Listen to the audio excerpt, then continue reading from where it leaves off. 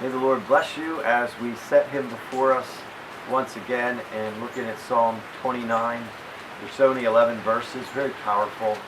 It's a reminder of who is in charge, and it ain't us.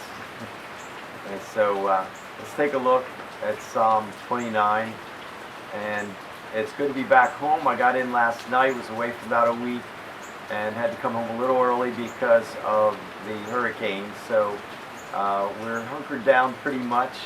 It's about 2 o'clock in the afternoon right now, but already raining pretty hard and a little breezy. So we are not close enough to the Gulf to get storm surge, but we'll get hit still, and most likely lose power. So prayers, but more so prayers for the people who are in those really bad areas that are going to, have already had to evacuate, and a lot of disruption in their lives and fears and wondering if their house will make it through the storm, and a lot of prayers needed for them, of course, the people in North Carolina.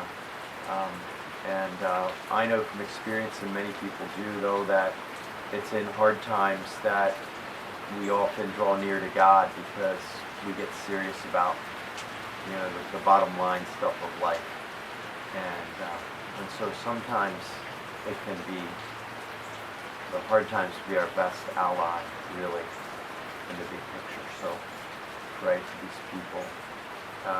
So Psalm 29, a Psalm of David. Ascribe to the Lord, you heavenly beings. Ascribe to the Lord glory and strength.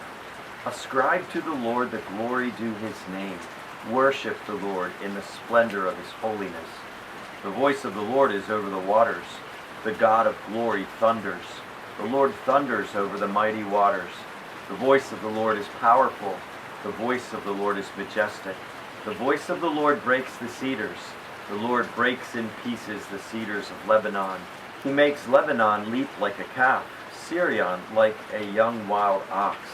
The voice of the Lord strikes with flashes of lightning. The voice of the Lord shakes the desert. The Lord shakes the desert of Kadesh. The voice of the Lord twists the oaks and strips the forest bare. And in his temple all cry, Glory! The Lord sits enthroned over the flood. The Lord is enthroned as king forever. The Lord gives strength to his people. The Lord blesses his people with peace. So this psalm is reminding us and the heavenly beings to ascribe to the Lord the glory due his name, to worship the Lord. And it focuses on one aspect of God's nature and his being, his mighty voice. His voice that thunders over the water, his voice that shakes the desert of Kadesh, his mighty voice that twists the oaks of the forest and strips the forest bare. This mighty voice of God. And yet this God who's mighty, and we're wise to acknowledge the power of God and the greatness of God. But he also says, the Lord gives strength to his people. The Lord blesses his people with peace.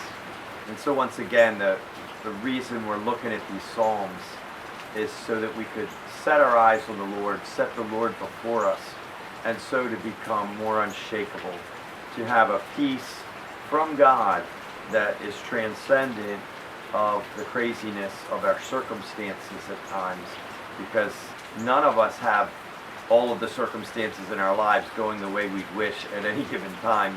For most of our lives, there's always something awry for the most part. And so in this world, and the one to come, it's going to be much better. But so God can give us a transcendent peace. And so we experience the peace of God only though after we've made peace with God. And we made peace with God through the Prince of Peace, Jesus, who died for us, to bring us to God and to bring us into that union with him. And so the hickory nuts are starting to fall on our roof. We're going to be hearing this through the night. So please pray. For us, we have big trees around. We're not in a flood zone, but we do have big trees, and we will lose power for who knows how long. So appreciate your prayers, but again, more so for the people who had to evacuate and whose homes are going to be maybe destroyed, and it's hard. And that they'd find places of peace, that they'd find kindness along the way from other people, and that God would help them to draw near to Him and not be angry at Him, but to call out to Him. And He's a good rescuer.